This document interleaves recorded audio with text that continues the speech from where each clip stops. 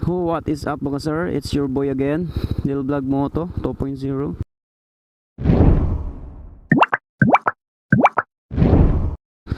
So for today's video mga sir is pag-uusapan natin kung bakit ba tayo nagpalit ng pipe, no? From stock, pinalitan natin siya ng JBT version 3. So ayan, makikita ninyo mga sir, napakaangas niya. So tatlo lang naman yung dahilan ko mga sir kung bakit ako nagpalit ng pipe, no? So yung first reason natin mga sir kung bakit tayo nagpalit ng pipe is syempre nahiligan ko din kasi mag-upgrade mga sir, magpalit-palit ng parts, no, para papugiin natin itong ating Aerox. So dahil na bagay na bagay si itong JBT version 3 sa forma ng Aerox natin version 2 na gustuhan ko siya baka sir, no? So pinalitan natin yung stock pipe ni Aerox version 2 para magmukhang maangas ba. Wow naman! Wow! Wow! No? Siyempre maangas dapat yung mga motor natin, lalo pag may mga sahod tayo. What? What the fuck? Kahit nga walang sahod nakakapagpalit ng ng pipe eh. Ewan ko bakit nahiligan na ng mga Pinoy, no? Hindi naman lahat pero halos karamihan ng mga Pinoy na may motor talaga nagpapalit sila ng pipe. Nagpapalit tayo ng pipe, no? Lalo pag maporma yung pipe na tapos maganda yung forma ng pipe tapos maganda yung tunog. So napapalitan talaga natin yung stock natin. Wala lang, share ko lang. So yun yung number one reason ko mga sir kung bakit tayo nagpalit ng pipe, no? Gusto ko lang dagdagan yung forma ni Aerox. Kahit maporma na itong Aerox natin, gusto ko pa rin siyang dagdagan ng forma. At may panggastos tayo eh. Pwede na! And the number two reason natin mga sir is naglo-long ride kasi tayo. So ito yung kanya-kanya naman tayo ng opinion. Ito is it's my own perspective lang. Kasi kapag nagra-rides ka tapos pakiramdam ko lang kasi sa sarili ko, pag nagra-rides ako tapos stuck yung pipe ko, parang boring. Lalo't madalas solo ride ako mga sir. Bihira lang talaga ako magkaroon ng kasama mag-rides.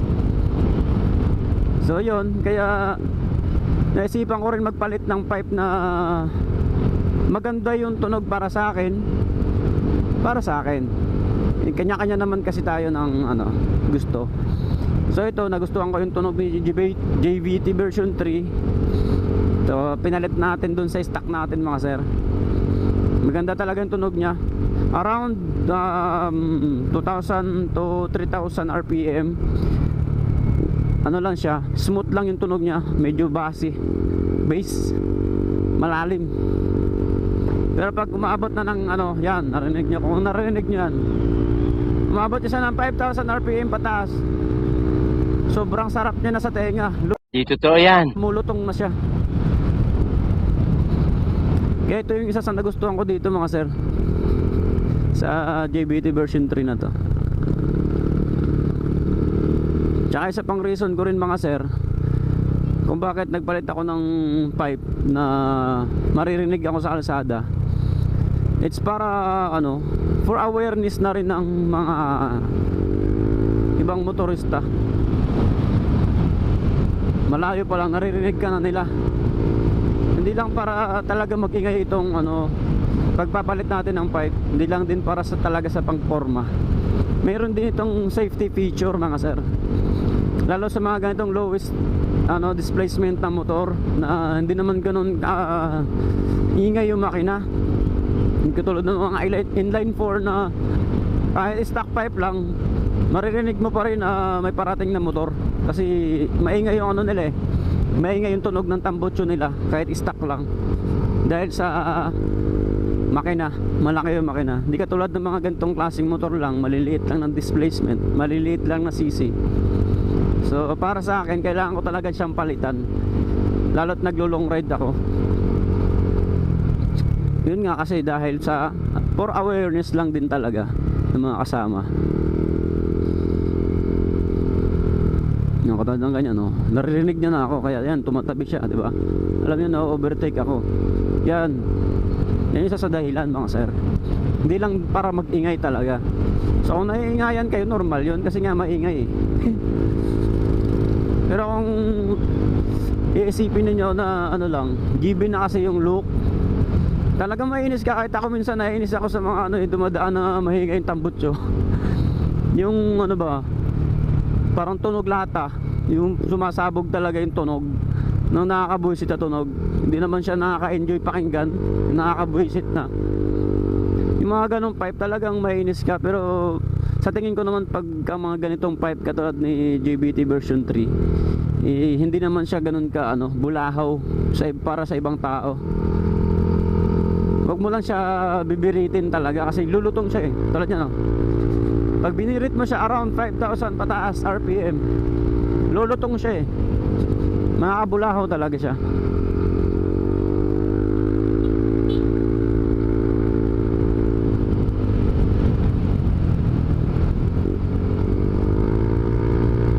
Yan o, naririnig nyo mga sir, bulahaw talaga siya pag pumalo na siya sa 5,000 RPM pataas.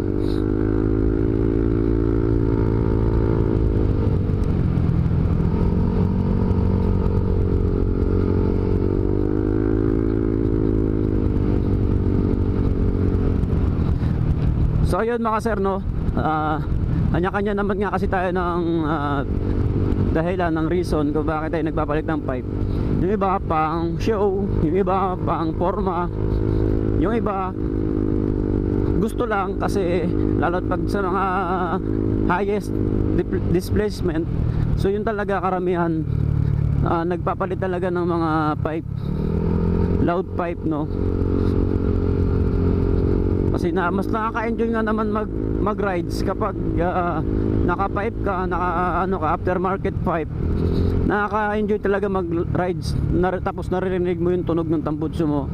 Talagang ano, kada piga mo ramdam mo talaga na ramdam mo yung ligaya eh.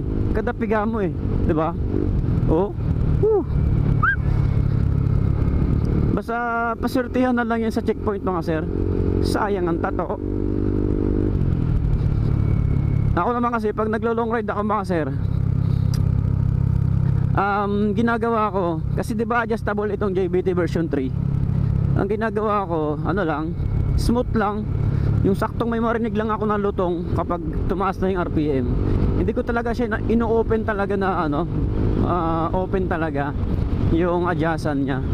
Para kahit pa paano hindi pa rin siya ganun kaingay. Kasi pag inopen talaga yung itong ano mga sir, itong JBT version 3, kapag inopen mo talaga to, bulahaw talaga. Oo, maingay talaga siya. Pero maganda pa rin yung tunog, hindi nakakairita na tunog. Yung gano'n, parang ano pa rin siya. May enjoy mo pa rin yung biyahe mo kahit naka-open talaga siya. Siyempre ako, gusto ko ano lang, ano ba, safety first ba? Para kahit may biglang bulagaan na ano, checkpoint ko. Wala yan, lusot yan mga birds. So ayun mga sir, no, kanya-kanya tayo ng reason, kanya-kanya tayo ng perspective sa pagdating sa pagpapalit natin ng mga pipe natin sa mga motor natin mga sir. So ayun lang muna mga sir for today's video.